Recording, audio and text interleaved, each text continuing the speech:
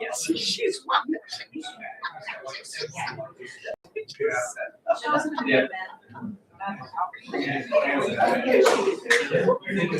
You saw your the docket.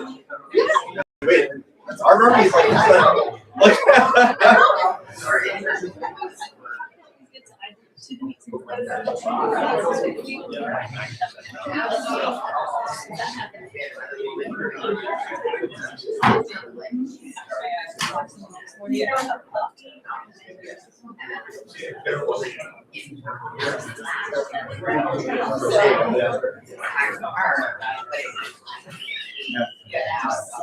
yeah. And then you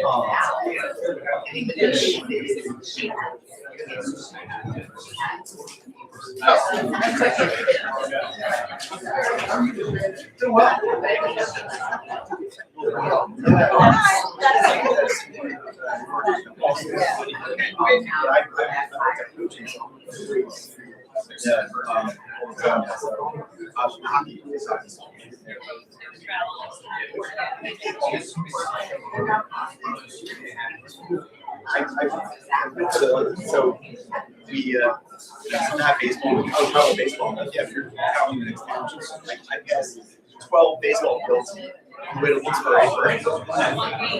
for one game. They really enjoy it. You know.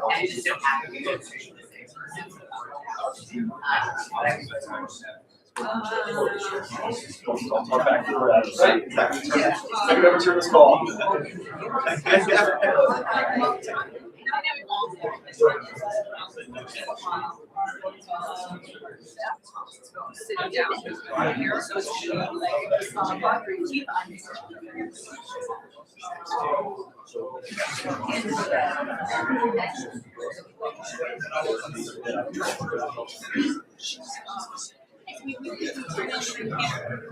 Okay.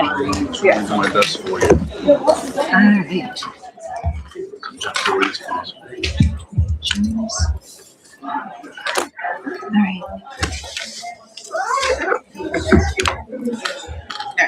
Good evening, everyone, and welcome to the Montgomery Township Board of Supervisors meeting for March 9th, 2026. My name is Tanya Bamford. I'm the chair of the Board of Supervisors. On behalf of my colleagues, welcome. I'm going to call the meeting to order. Please rise and join me in the Pledge of Allegiance. I pledge allegiance to the flag of the United States of America and to the republic for which it stands, one nation, under God, indivisible, with liberty and justice for all.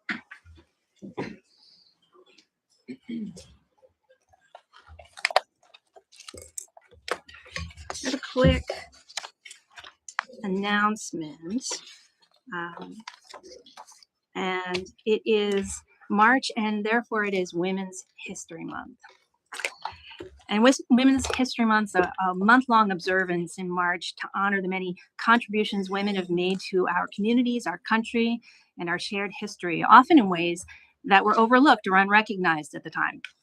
From public service and education to business, science, healthcare, civic leadership, women have helped shape the world we live today.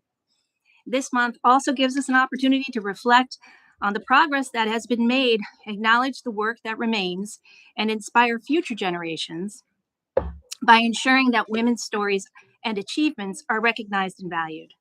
On behalf of this body, we recognize Women's History Month and thank the women, past and present, whose leadership, service, and dedication continue to strengthen our community. On February 28th, 2022, the Board of Supervisors adopted Resolution 2022-12, recognizing Women's History Month in Montgomery Township. Today, we continue to recognize and celebrate March as Women's History Month in Montgomery Township. Now, last week, I had an opportunity to attend a meeting of the Montgomery County Board of Commissioners, where women elected officials from across the county were recognized for their service to their communities. It was really inspiring to be among so many wonderful leaders in the community, and we were all presented with these proclamations as well as a wonderful purple lapel pin in honor of Women's History Month. I just wanted to take a moment to share this with my colleagues on the board, my women colleagues, female colleagues on the board, and recognize you all for your service, including Candace Camara, who was the first woman ever elected to the Board of Supervisors here in Montgomery Township.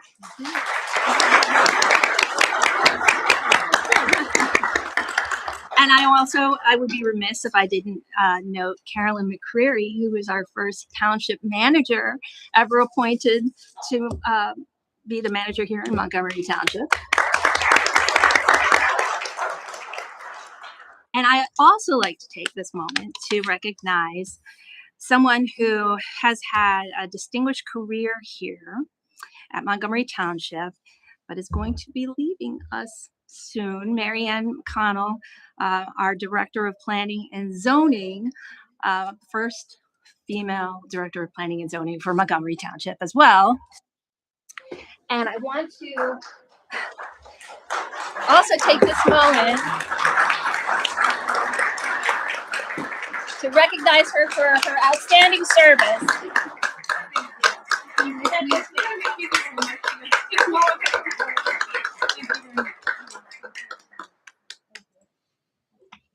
Thank you.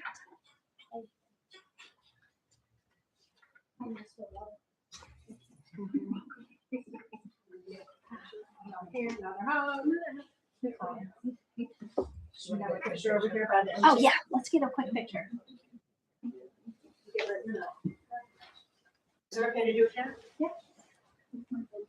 Yeah. I'll do it. One little fold.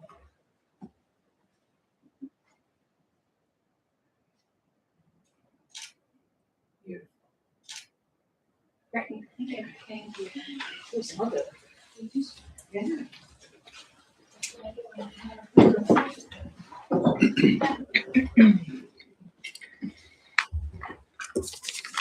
And with us this evening, we have a very special guest.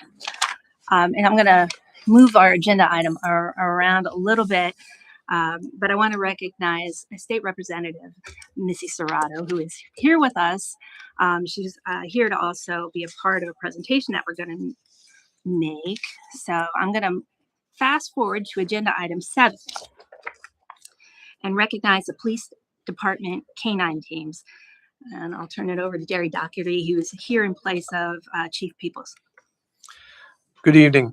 Tonight, the police department is proud to recognize 2 canine teams who will be receiving awards from the United States Police Canine Association Region 6 in recognition of the police canine certifications that they both earned in 2025.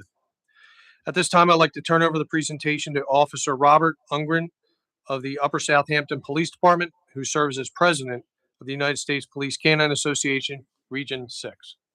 Thanks, sir. Thank you all for having me.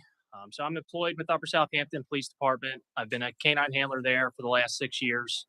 The last 2 years, I've been the Region 6 USPCA president. So the USPCA is the nation's oldest and largest certifying body for canine certifications. And when I took over the USPCA, I wanted to enact something new to honor the teams that meet all of our certifications in a year. So the 3 certifications that we offer is a scent certification. Both dogs here are narcotics dogs, a tracking certification, and a patrol dog 1 certification. To give you some brief information, the narcotics certification involves 5 vehicles. 2 of the vehicles contain narcotics hides. And then there's 3 rooms in a building. 2 of the rooms have narcotics hides. You're also judged by 5 separate people at each event. So it's very stressful, unknown judges from different states, critiquing you and judging you on sheets. You have to find all of the hides to pass the certification. At times it can prove rather difficult. The tracking certification, there's 3 legs to the track between 75 to 150 yards. Each leg involves right turns and an article along each track to mimic if someone steals something, they're fleeing from police and drop something, that is along the track as well, in addition to an end article. and a cross track. So what I mean by that is we may have to go track a suspect across the schoolyard. There's then people chaperoning kids inside, and the dogs are able to differentiate which person they are following. And the hardest certification that the fewest dogs do is the Patrol Dog 1 certification. It involves criminal apprehension, off-lead obedience, a box search where there's 6 boxes on a field. They all have human odor in them. One person is hiding in the box, and the dog has to be able to alert and maintain a position at that box. And again, with the other fresh odor from the boxes, it again proves rather difficult. Perhaps one of the hardest parts of it is the criminal apprehension, where the dogs engage a person wearing a bite sleeve. And within that routine, you also have to be able to call the dog back to you after you send them. So the USPCA is named in about 78 court cases. Canine units that meet all these certifications are almost guaranteed to be insured in terms of liability.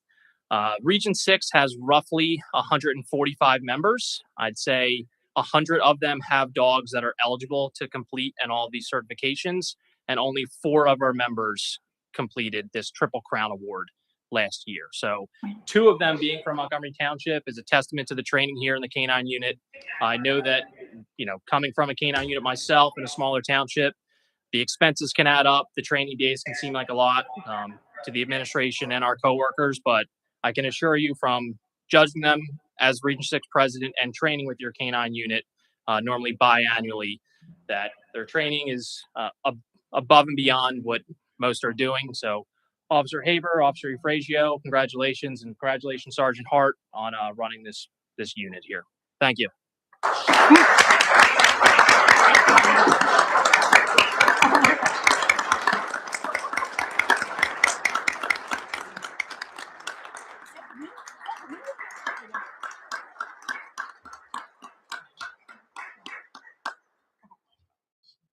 Look how he looks at you.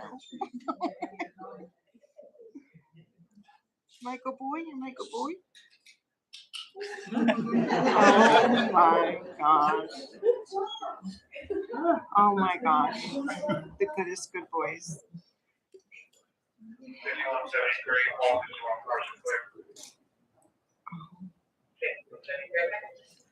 They are so handsome. Oh my gosh. Dogs are.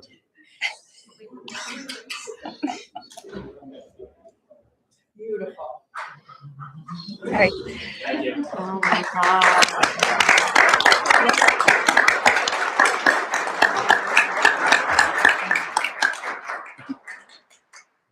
Did you want to, did you have something in person? Oh wait.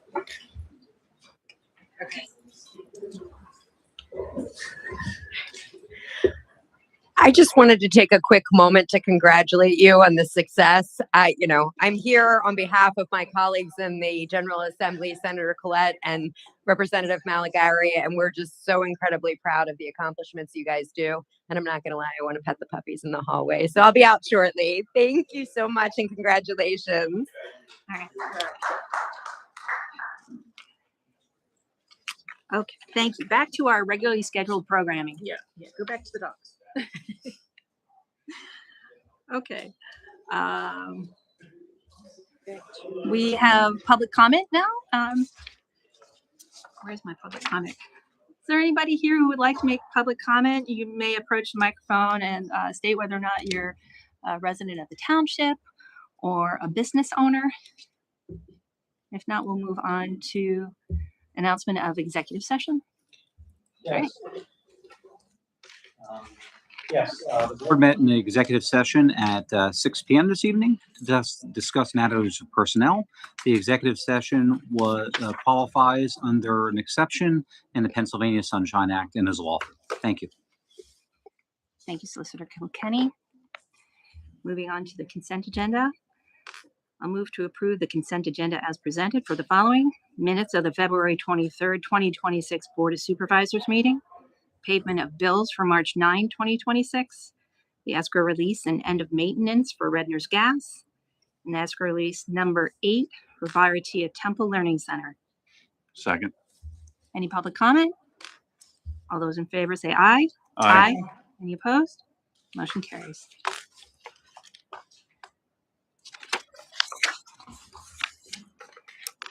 On to agenda item 8, appointment of Public Safety Committee member Bernie Hines, Carolyn McCreary, Township Manager. Good evening. The Public Safety Committee currently has a vacancy, and Township President Bern Hines submitted an application and expressed his interest in serving on the committee. His resume was included in your packet, and he was invited to attend the meeting tonight to introduce himself or reintroduce himself for those of you who know him and share his interest in serving on the committee. Mr. Hines? They're all excited.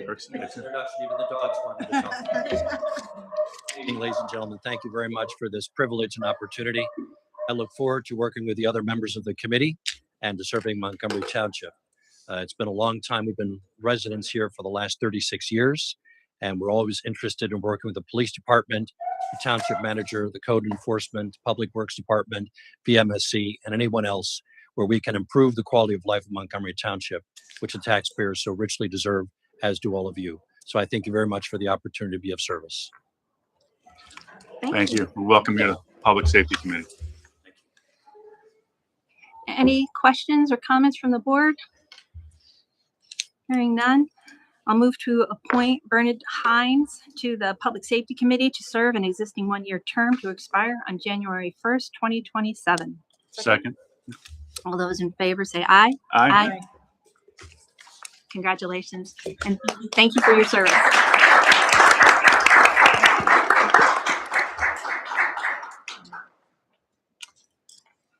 Moving on to code enforcement. We have a discussion on property maintenance with snow, leaf, and debris removal. Mary Ann McConnell, Director of Planning and Zoning.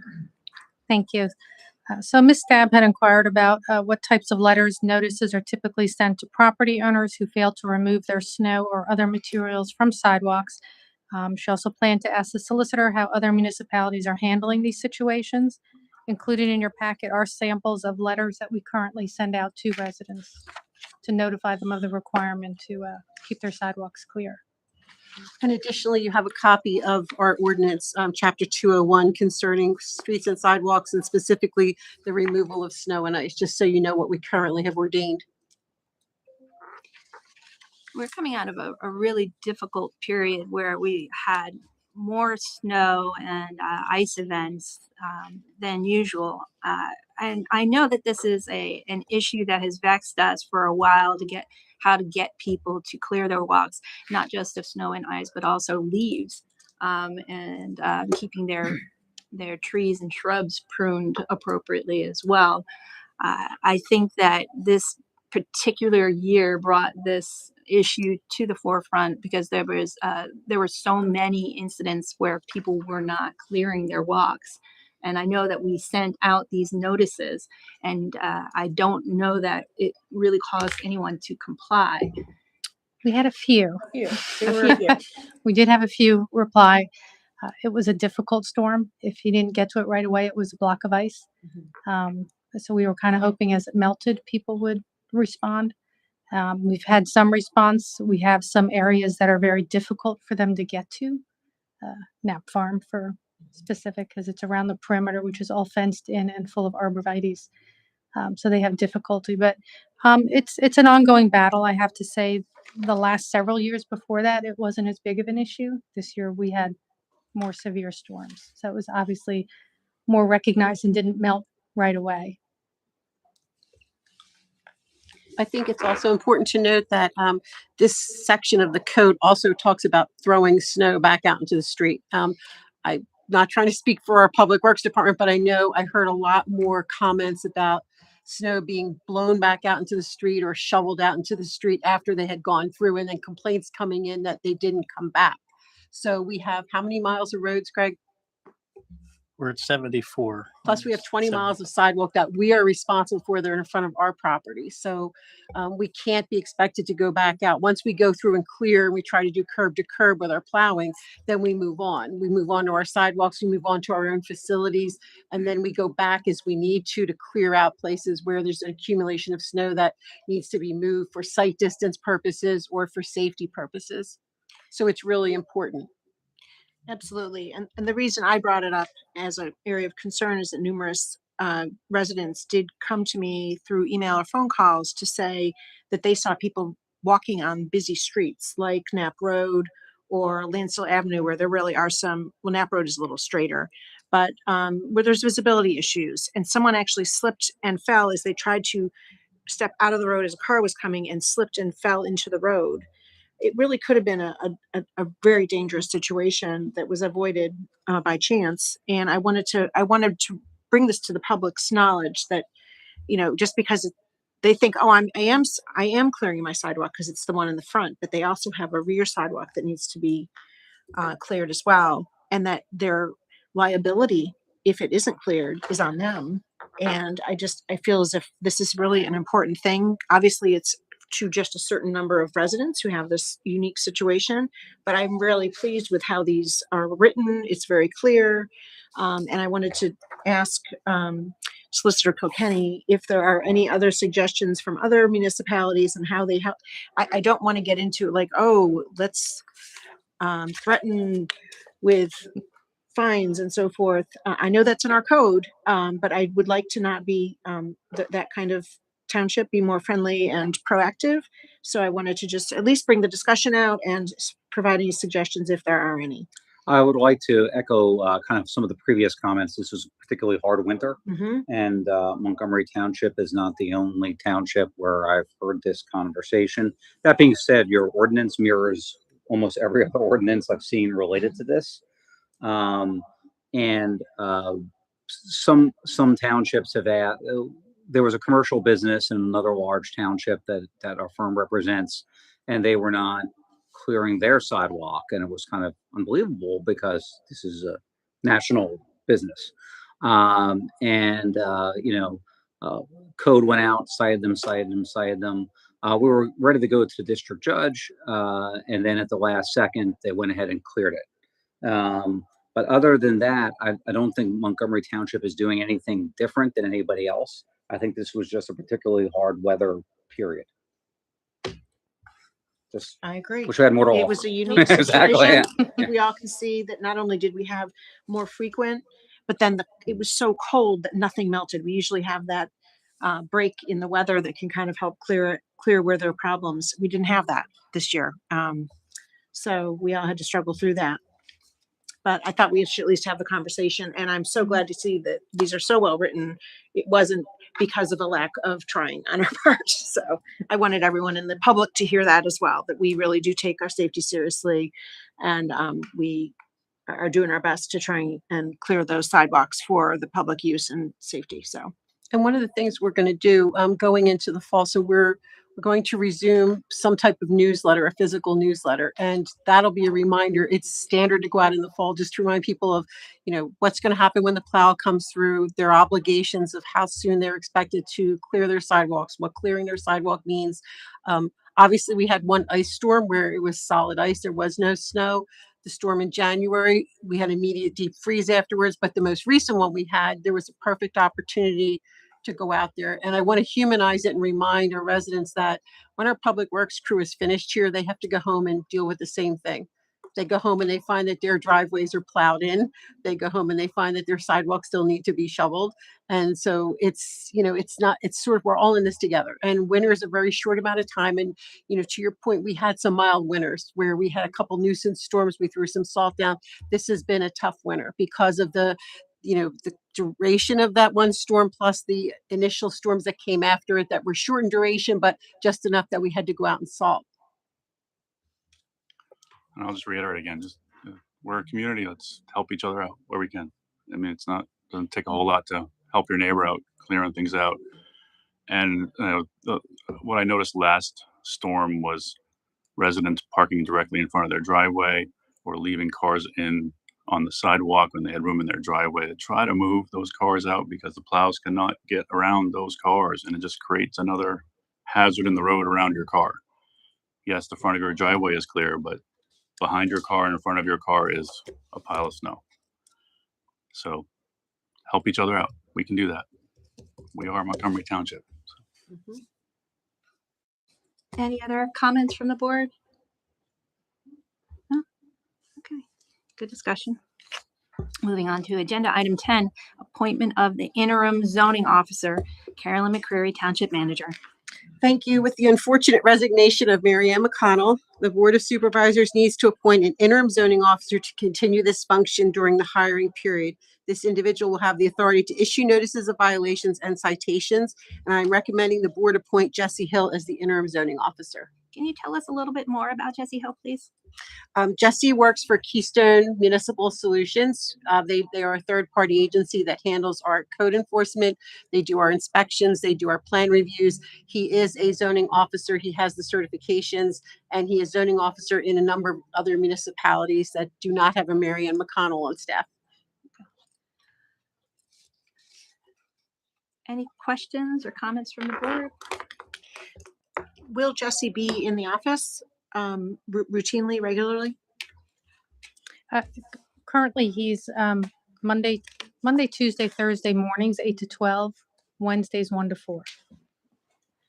So as the interim zoning officer, will those hours change or? No, because the role of the zoning officer is primarily related to those two things I said. So we would be able to communicate with him via email, and he'll be in here regularly enough. We would still have the staff here handling permits that come in. That would not affect that. Bob Fail is our primary person relating to our inspections, and he's here Monday through Friday all day. And so he would still, he'd still be an outsourced employee. Yes. Not, this isn't No, the title is interim zoning officer because it says that he Right. has the authority to. So we're going into spring, and that is the time when we start getting upticks in residents going outside and noticing things their neighbors are doing or not doing, and the complaints come in. And so he would be driving through the township to see if in fact there is a problem, and then he can put together the violations, and they would have the teeth that they need to in his capacity as zoning officer. He would also do the zoning reviews for construction permits and building permits. That was And the question I Yeah, had. that's and where I then- was yeah, going with it. You know, is he going to also be participating in our meetings then? Yep, that was my question. Yeah.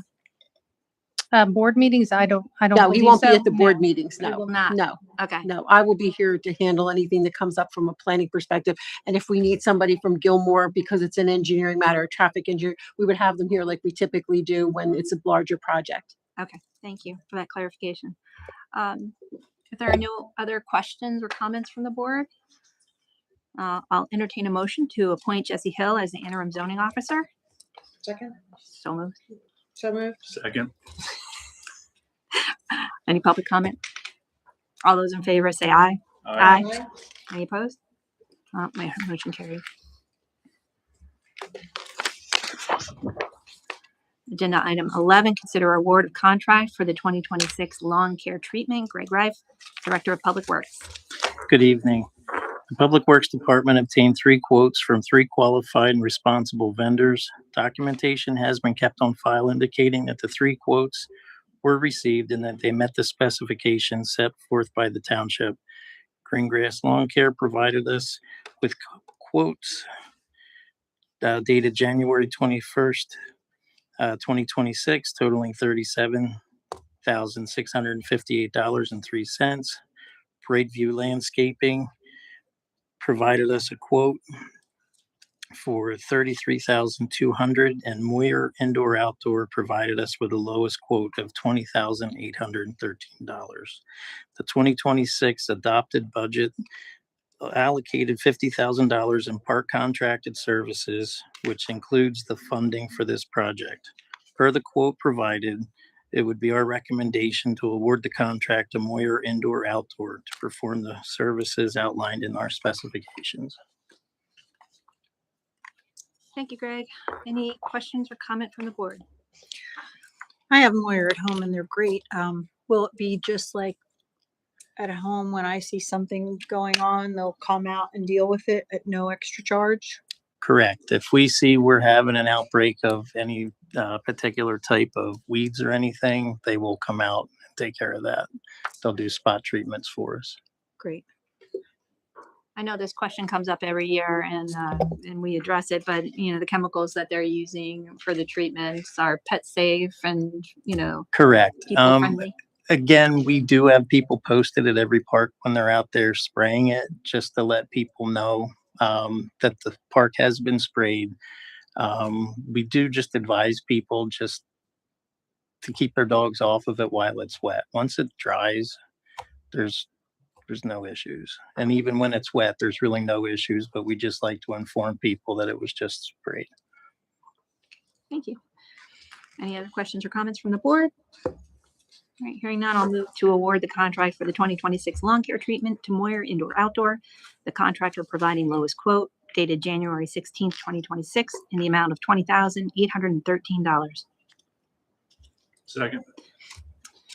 Any public comment? All those in favor say aye. Aye. Motion carries. Agenda item 12, consider award of contract for the replacement of the Montgomery Elementary pedestrian bridge. Greg Reif, Director of Public Works. The township received an open bid utilizing pen bids on February 26th of 2026 here at the township building. Gilmore and Associates, a township engineer, reviewed the 11 bids ranging from $241,451 to $1,544,007 and is recommending to award the bid to J.D. Fideli Construction Demolition Incorporated, the lowest responsible bidder, with a bid of $241,451. The recommendation letter and bid tabulation sheets are included in your packet. The board authorized the advertisement of the bid at its public meeting on March 10th of 2025. A total of $415,000 was included in the 2026 capital investment plan for the replacement of the Montgomery Elementary pedestrian bridge. So our recommendation would be to award the bid as recommended to J.D. Fideli Construction Demolition Incorporated. All right. So much under budget. So we're very, very excited about that. Not to be a buzzkill or anything. So I spoke Have we too seen soon. work from this company before? Yes, Township we Park? have. It We- just, we it's had- such a wide ranging bid. There is. We had them on the Canterbury Pipe emergency replacement. They were over there, and we also had them over at Richardson Road when we did the culvert replacement. They were very good to work with. And they were good to work with. Thank you. Excellent. It's premature of me to celebrate this. No, it's fine. I'm happy about it. I'm Wanna very make sure happy the about it bridge too, is you know. gonna be kids walking. And I'm looking at you, Jay Wachewski, over there in our public area. We saved money today. We were significantly under budget on that one. Yeah. There was a big range though, yeah. Yes.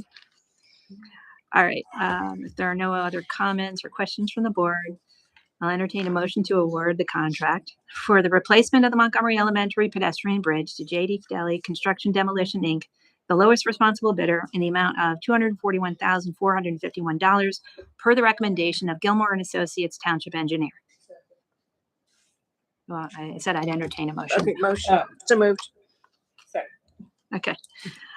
Any public comment? All those in favor say aye. Aye. Motion carries. All right, agenda item 13, request authorization to purchase 2 Wacker Newson light towers. Greg Reif, Director of Public Works. In 2026, the Public Works Department is scheduled to replace or to purchase 2 Wacker Newson light towers as approved in the 2026 capital investment plan. Attached is a quote dated January 21st of 2026 from Groff Tractor and Equipment, an authorized vendor under the Sourcewell Purchasing Program, to provide the requested equipment at a total cost of $31,784. The equipment meets the specifications prepared by the department. A total of $52,000 was included in the 2026 capital investment plan to purchase the 2 Wacker Newson light towers. It's our recommendation the Board of Supervisors approves the purchase per the 2026 capital investment plan. I have a question. Sure. Can you just tell me what these light towers are used for? So the light towers are going to be used for emergencies. We really could have used it when we had the one sinkhole over on Canterbury. And we're also going to be using them for our events. So National Night Out, when we do our fireworks, and Autumn Fest. We've been using these. We've rented them in the past. We'll also have them available for the CRC, which hopefully that's going to be taken care of. So that would be another area that we'd be able to use them in an interim if needed. Do you happen to know how long their lifespan is? As long as I'll be here, I'm sure. No, it should be 20 years. Not to give you a smart answer, That's but fine. I'm looking at like 20 years. Okay. So Any other questions or comments from the board? Another one, 2 for 2 under budget.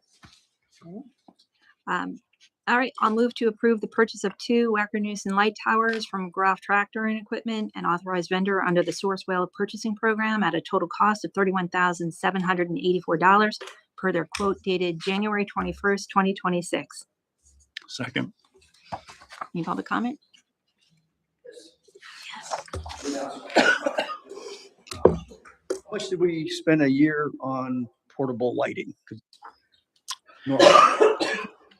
I'm not sure what we spent for the portable lighting over there for the CRC. We've used them. That was, I'm going to say Floyd So let's just say rented those. the last 20 years, $2,500 a year. I'm going to say it's not necessarily, More than that? I think we would be less than that, but the part that we're looking at from our standpoint is from an emergency When you need them. when we need them. We don't have anything available to us right now for lighting. And no way to get them quick and like. no, most of the places are closed when the emergencies happen. So I work in oil and gas and they have a couple of those. So when it goes into the night, they come rolling out and they light it up like it's day. we don't have anything on hand right now. So if they call you or your department to come bring them out to an accident or something like that. The fire department has some lights that Okay. they use. They can use their portable lights from the fire department that are on their trucks. But generally, when we have an emergency, it's going to be a sinkhole. Sometimes it's tree related.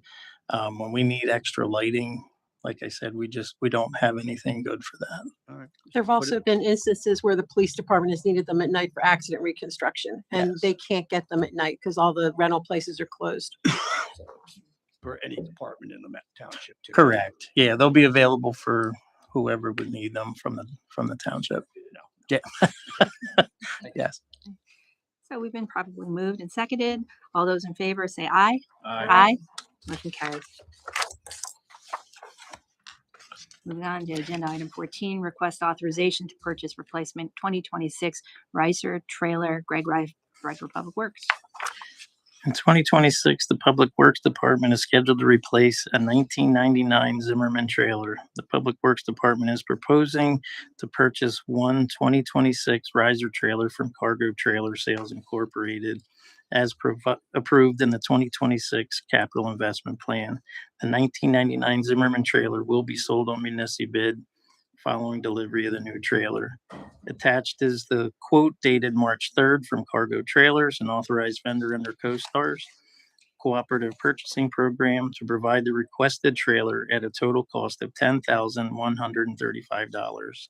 The equipment meets the specifications prepared by the department. A total of $11,000 was included in the 2026 capital investment plan for the purchase of the trailer. So it would be our recommendation the Board of Supervisors approves the purchase per the 2026 capital investment plan. Comments or questions from the board? I'll move to award the contract for the purchase of one 2026 Ricer trailer from Cargo Trailer Sales, Inc., an authorized vendor under the CoStar's Cooperative Purchase Program at a total cost of $10,135 per their quote dated March 3rd, 2026. Second. Any public comment? The trailer, will be using it for our lawnmowers. So the trailer that we have now that's being replaced is a 2-spot trailer. And we're just at a point where now we're towing three mowers per trailer. So, Sir, if you want to Yes. comment, we just ask Yes. you to come forward to the microphone. Thank you.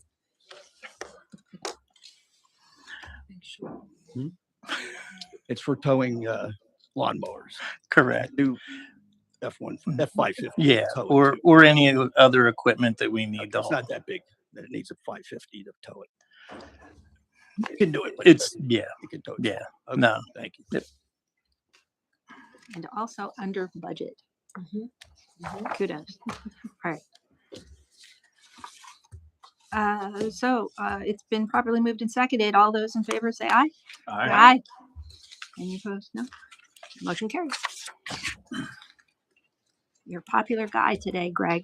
I know, right? First, we got agenda item 15, request authorization to purchase the Kifco water reel. All right, in 2026, the Public Works Department is scheduled to purchase a Kifco water reel as approved in the 2026 capital investment plan. Attached are 3 quotes from 3 responsible vendors ranging from $22,904 to $25,069. Turf Equipment and Supply Company provided us with the lowest quote dated February 11th of 2026 for the equipment requested at a total cost of $22,904. The equipment meets the specifications prepared by the department.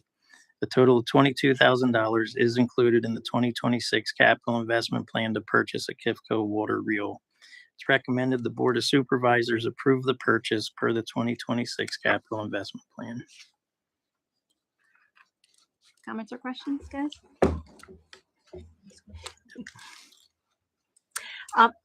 This is to I should just ask you, what is this to be used for? So these will be watering the fields over at Wendell Strait Park. That's what I thought. Okay, So it's going to be replacing our old one, which we plan on continuing to use until it's been costing us a little bit for the replacement parts. It's getting old. Okay. So That happens with water and metal. Yeah. correct. All right. Any other questions or comments? That was my question. Okay. What is this thing? All right. I will entertain a motion to approve the purchase of a Kifco water reel from Turf Equipment and Supply Company at a total cost of $22,904 for their quote dated February 11th, 2026. So moved. There's Second. any public comment? All right, hearing none. All those in favor say aye. Aye. Motion carries. Moving on to Parks and Recreation. Agenda item 16, authorization to advertise a bid for Whistle Stop Park Improvement Project. Carolyn McCreary, Township Manager. The Whistle Stop Park Improvement Project includes the removal and replacement of outdated play equipment with a new accessible, inclusive playground that has sensory components located adjacent to the pavilion. The playground will include a poured-in-play safety surface, shade structures, and perimeter fencing.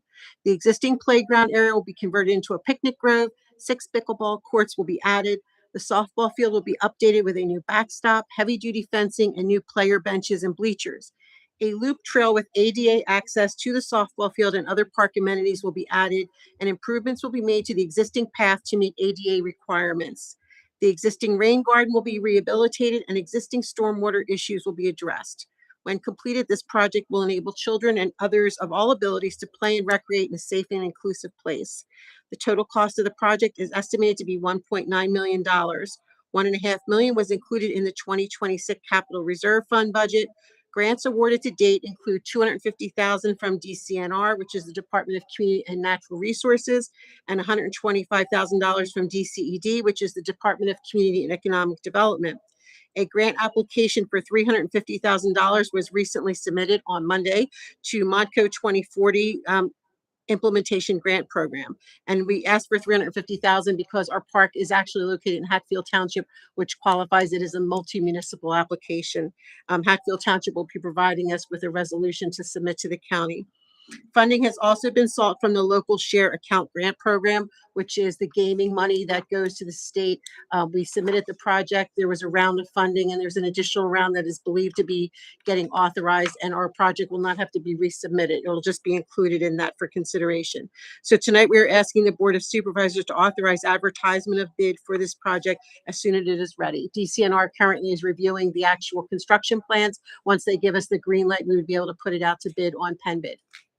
Fantastic. I know there are a lot of people who are really anxiously awaiting these pickleball courts in particular. They are, well, and the other thing is, this is, I would say, Fellowship Park was sort of really the crown jewel for what we can do when we take a park that's existing, that has outdated equipment, that's not necessarily conducive to having all children to be able to play on it. So this will have the safety surfacing.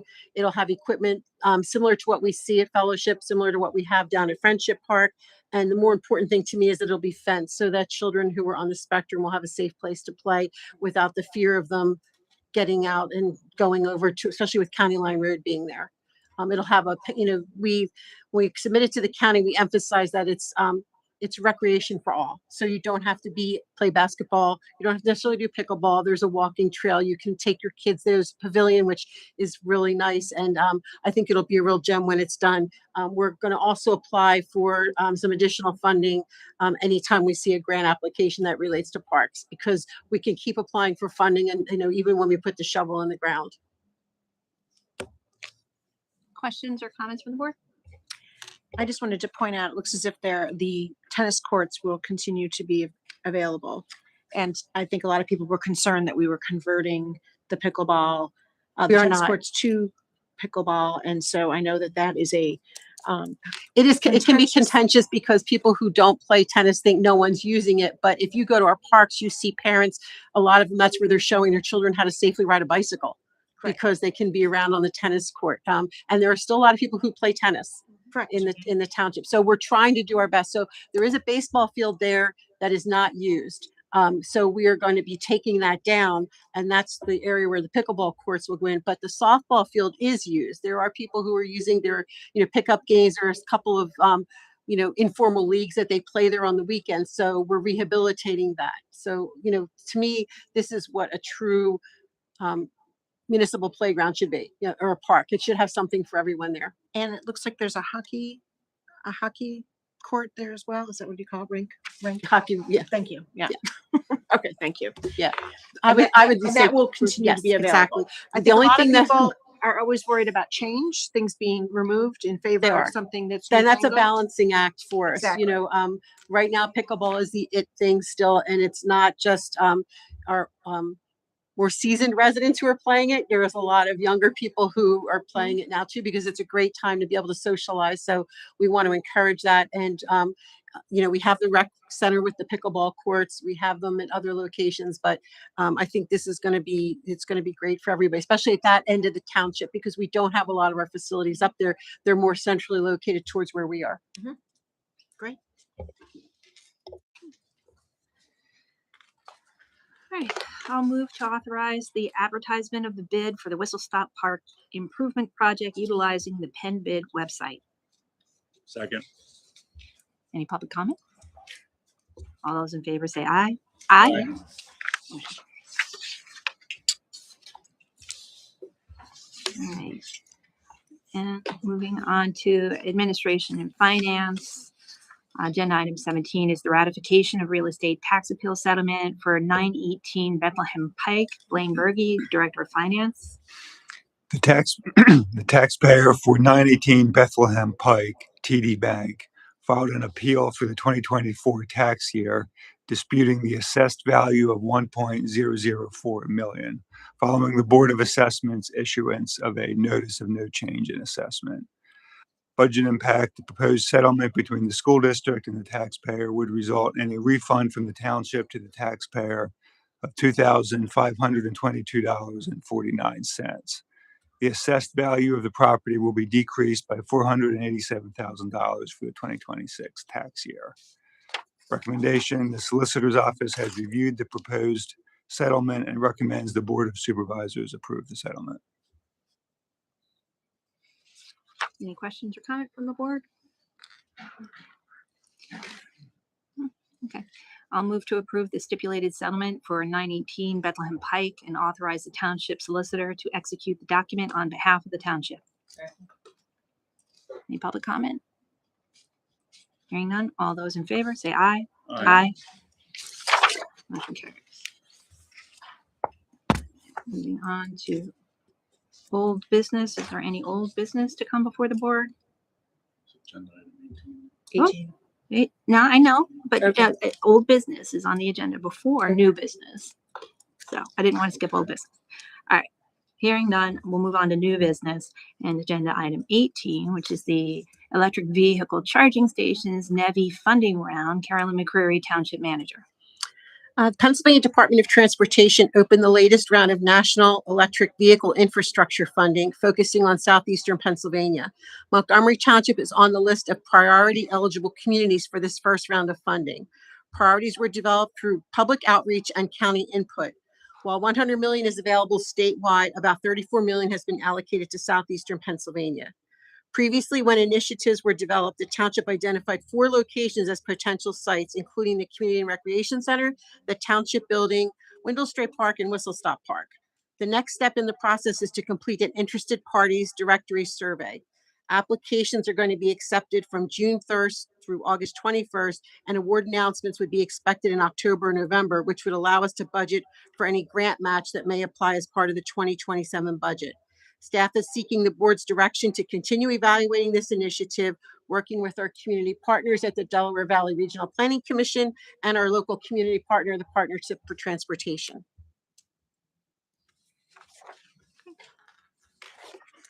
Comments from the board? I just wanted to put my support behind this in that it's not necessarily for our own personal use. I don't think anyone on the board here has an electric plug-in vehicle. But I do think that there are family members, there are businesses and employers, and as well as family people that are visiting the township for other reasons as well, that do need to have this kind of access. I know we have very limited plug-in options here in the township. Some of them are at private property, like an apartment building, as well as at car dealerships, which I'm assuming if you own a Nissan, you can go to the Nissan dealership. If you have a Tesla, you can go to a Tesla Wawa at the Wawa. But there are very few options available to anybody that may be coming here, which include employees, employers, visitors, family members, or residents. So I just think this is a very important thing to do as our, things are moving in a direction. We went from horses to cars. We have gas cars. Now we go into electric cars. And I think that's the future of where we may go. And you can also go into the solarization to supply that in the future. And I'm not suggesting you do that at this point, but I think there are really good opportunities for us as we're watching the gas prices increase by the hour here in the United States. I think that we're looking at alternatives is a really responsible thing for us to do. And again, infrastructure is our duty here as a municipal township. So we really have to look at that seriously. And I really applaud Carolyn and the township for looking into opportunities for EV charging for those who need it. Thank you. So we'd be looking to cover the entire cost of these through the grant?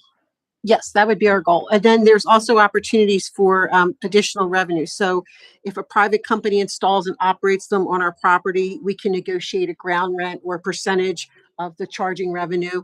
The state also has a tax because one of the complaints you hear commonly is that electric vehicles are also using state roads and they're not paying fuel tax at the pumps, which is where we get our liquid fuels money from. So there is a state tax on this now that would go directly to the Commonwealth. So it could be a benefit to the township. Yes, but we need to investigate, and I didn't want to, there's a lot of things at play right now for the township, and I didn't want to go too far down in this if I don't have board consensus to keep investigating and to at least fill out the survey and see where we work with it. I think working with the DVRPC and the transportation, the Partnership for Transportation, which is a local advocacy group, I think we stand a better chance. And the fact that PennDOT identified us as a priority, we did not ask for that. They came and sent us the email that said, you have been identified as priority based on county input and the public outreach that they've done. Yeah, I would say continue looking into it. Thank you. Thank you. Any other comments? Other than I fully support. I'm sad to say I won't say sad to say. I don't drive this type of vehicle. Actually, kind of have a big old gas guzzler. To your point, every hour, our gas prices are going up. But fully support because I have a lot of family and friends that do have an electric vehicle, and so I'm supportive of us looking into where we could possibly kind of strategically place them if we get this. What's the thought or around if we don't get the grant? I mean, is it something or I guess you would come back to us to see if we still want to move forward? Well, first we'll do the survey and see what comes of that. Then we'll find out what kind of funding. Is it a match? You know, a lot of grants have like a 20% match, but in this case, I think it's pretty much they want this. The state wants this. They've allocated this money. Okay. There are some communities who just aren't going to do it because they're so small, and there's other communities around them that have it. So if we didn't get the grant, it would be up to the board to if we still want to move forward, at least with one location in 27. The thought was the rec center, you have people who are there for long periods of time. Whistle Stop Park, same thing. You have people who are there.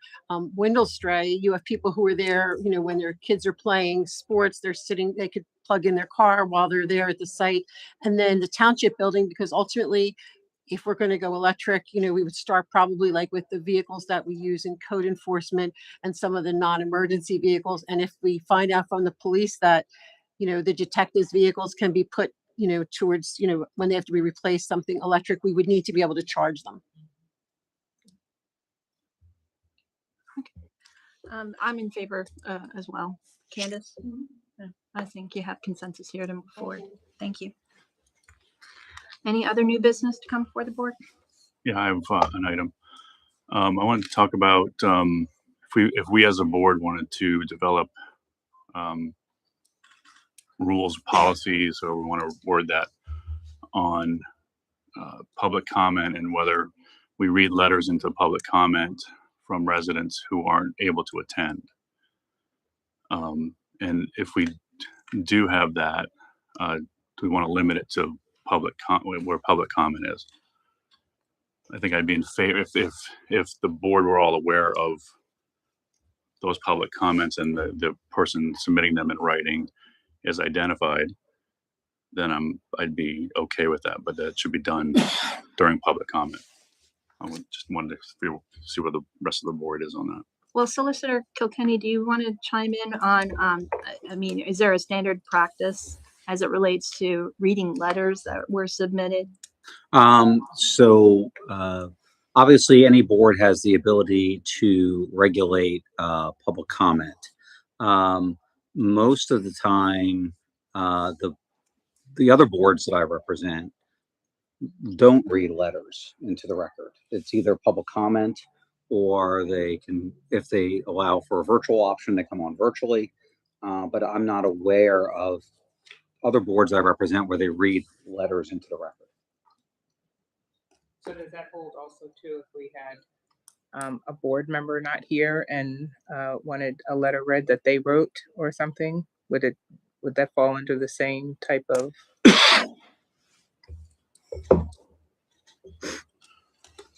I suppose we could entertain at that point if a board member is not here and wanted something stated at a meeting, we could hold a vote on it.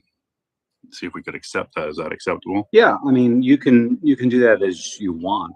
That I have been in other meetings where a board member can't make it and the chair will read that statement of that board member before a vote on something. And of course, that board member could participate virtually if they wanted to, or maybe they don't. But it really depends on what the board wants to do.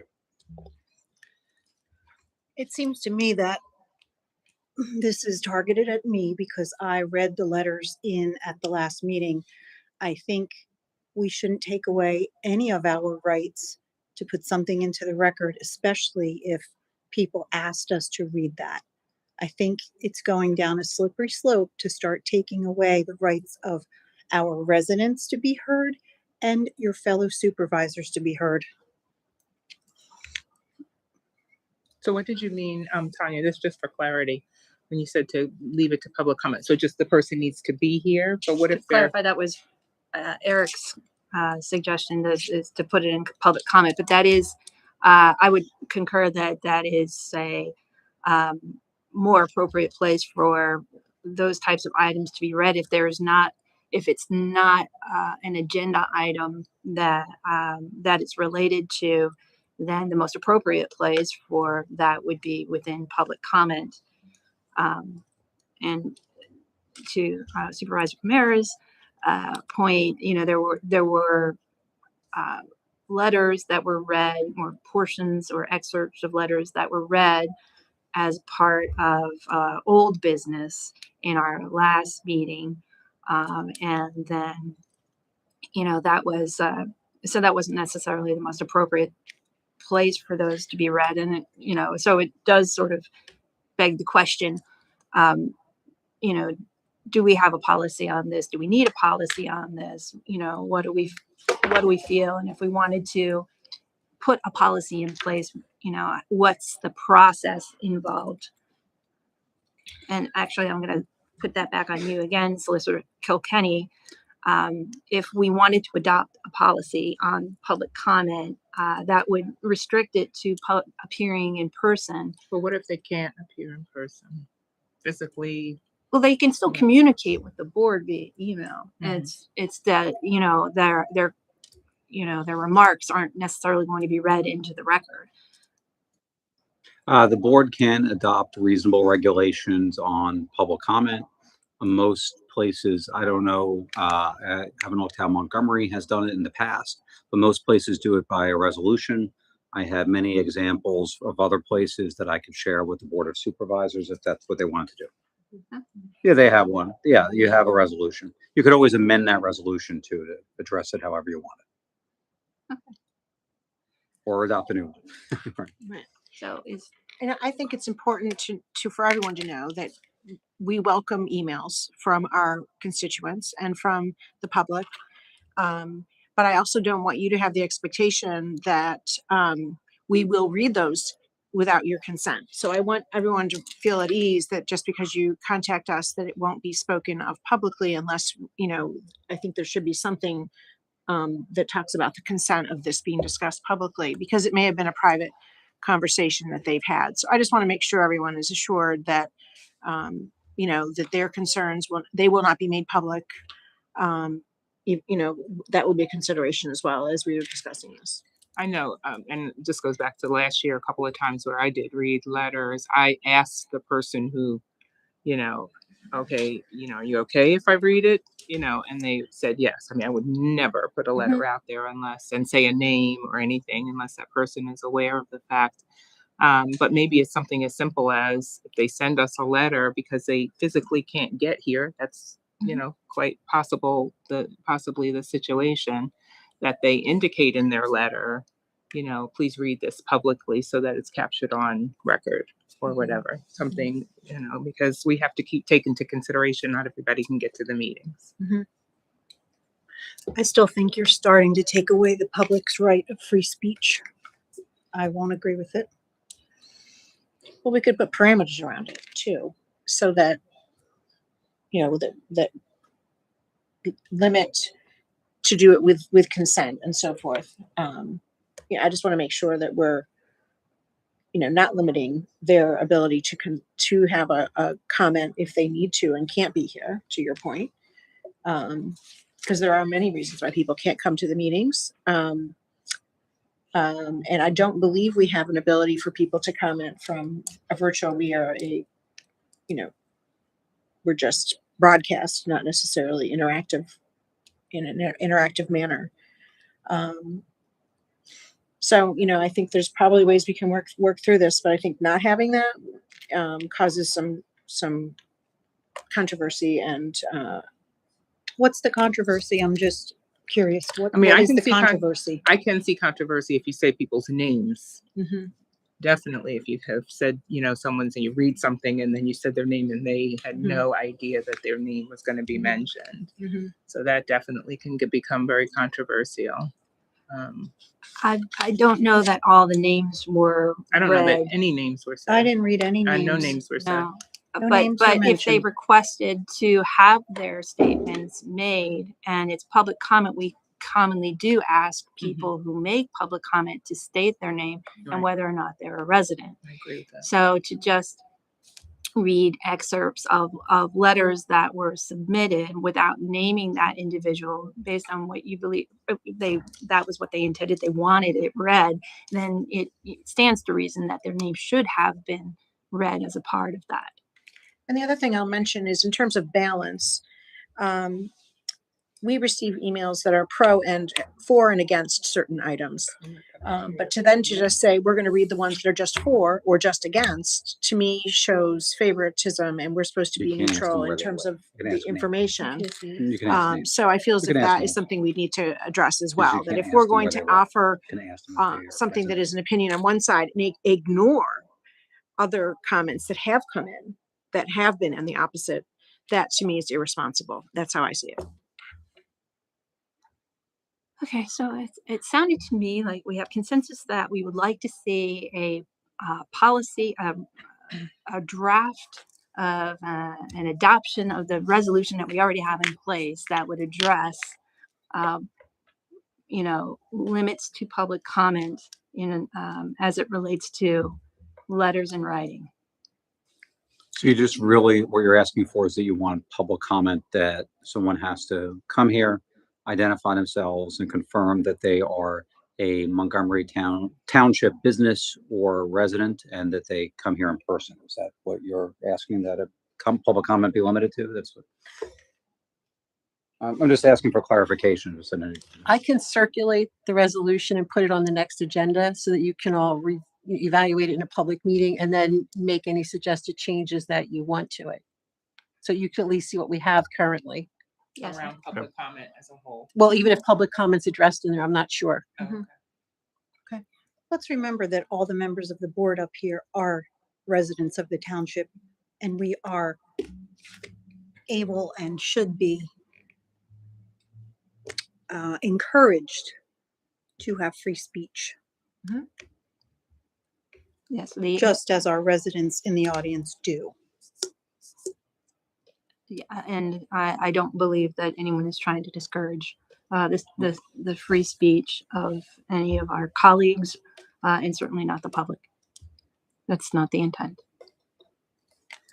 Okay, if there are no other items to come before the board, I'll entertain a motion to adjourn. So moved. Second. Oh, there was no There was no board action on the no ED. board action on it. No, there was no board action. They just gave direction to staff. There would be a further motion if something moved forward, but Apparently not. We're having a problem with that tonight.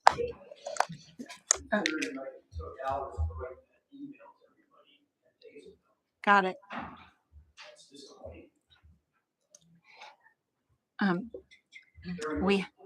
We have a motion and a second to adjourn the meeting.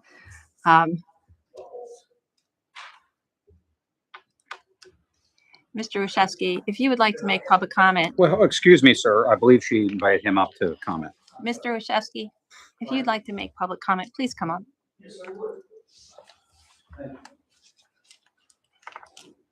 So, quick question. Did everybody get my email from March 1st? Okay. It'd been nice if that was referenced. I guess it's in public record now, so if somebody does a right to know, they could see it. Okay. That's correct. So, let's see. So based on my email I sent on February 15th, the response I got 10 days later and sent back last Sunday, my conclusion was we shouldn't be pursuing this at all for several reasons. One of the reasons is not one resident in the township asked for this. And that was the township manager's own words back to me. Let's see, adequate public charging stations. There's much faster than the level 2 that you're looking for here. One of the attachments I have is a JD Power survey showing that on average in the US, 84% of the homes that charge their cars at home already have a level 2 charger. So I kind of view Montgomery Township as being above average.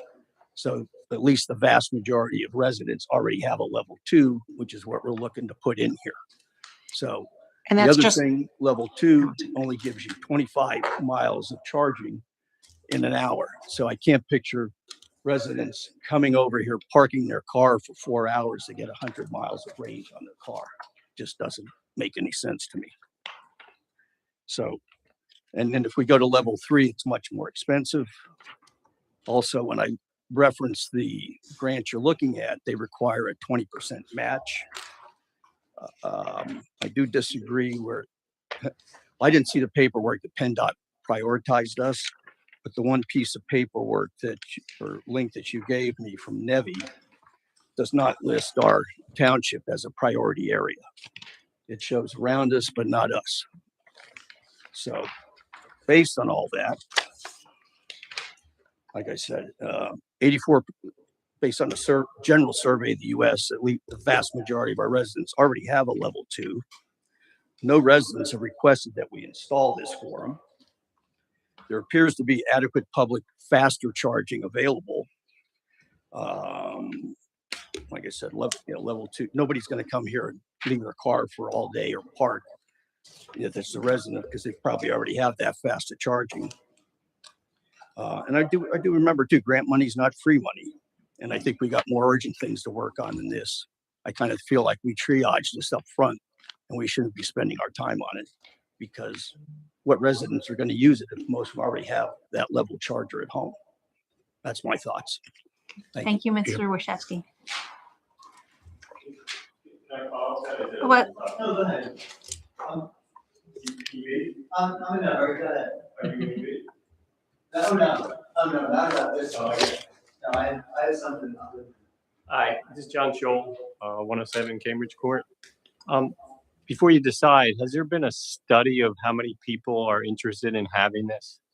I'd be interested in that, right? You know, give me a marketing.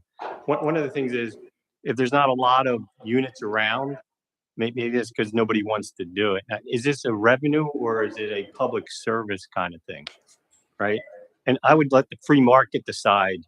If there's money to be made, let the free market decide and let them spend the money on the capital and the upkeep. Why are we in that business? You talk about public, you know, electric substations. We should build electric substations because electricity is part of the infrastructure. Not really, right? We shouldn't do that.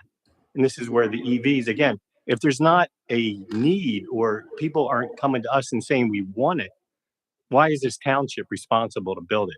Let the free market decide. Let somebody in the business decide to put it out there. So, thank you. Thank you. This is my question.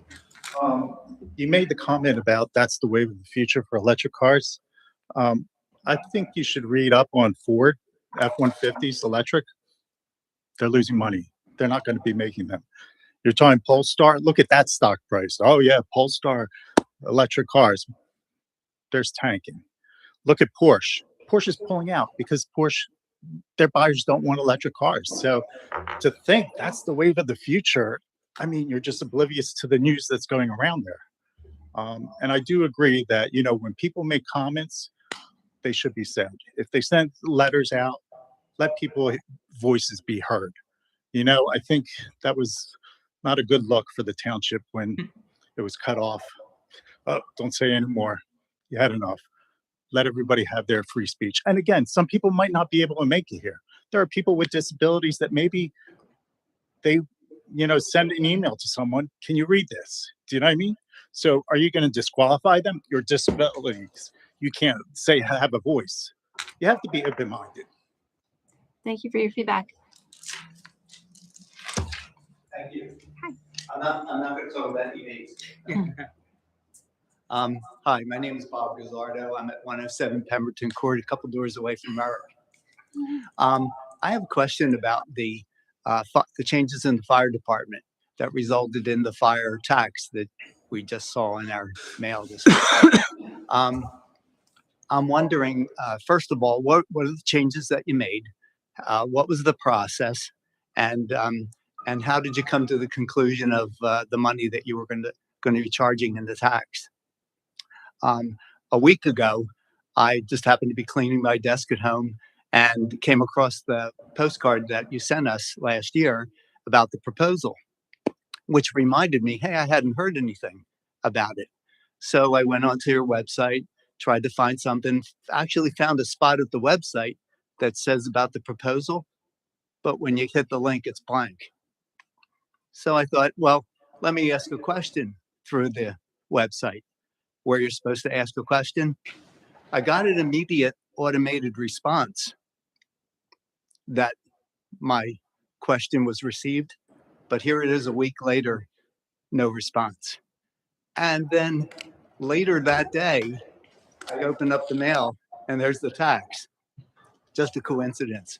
So I was wondering, again, was there anything sent out to the public about the process, the conclusion, and how you came to the tax? Well, there's a lot to unpack there. But thank you for coming forward with your comments and questions.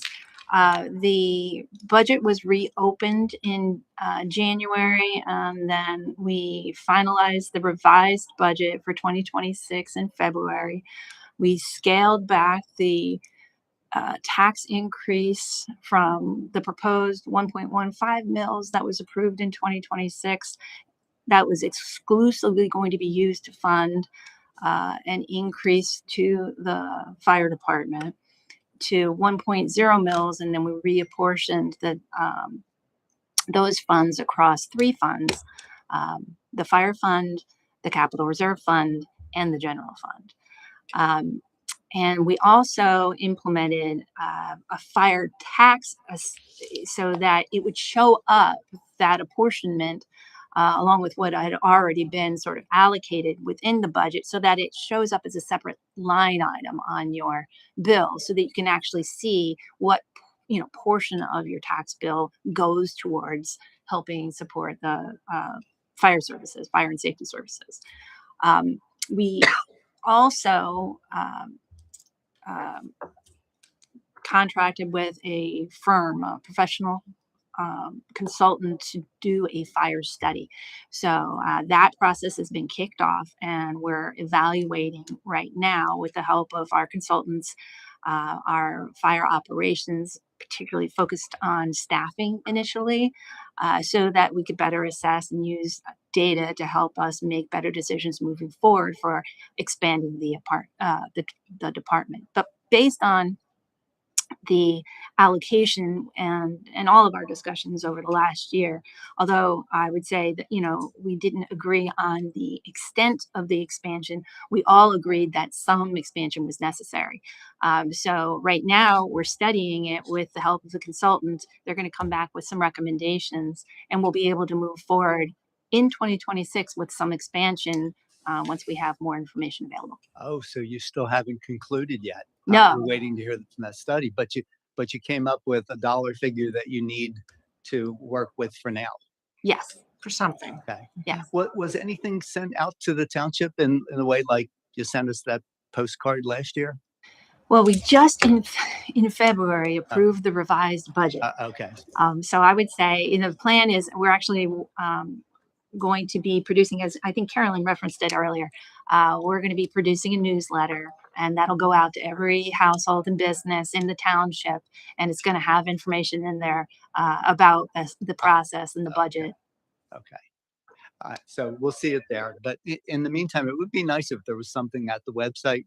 I mean, I wouldn't have had to come here to raise it if the information was there for me to read.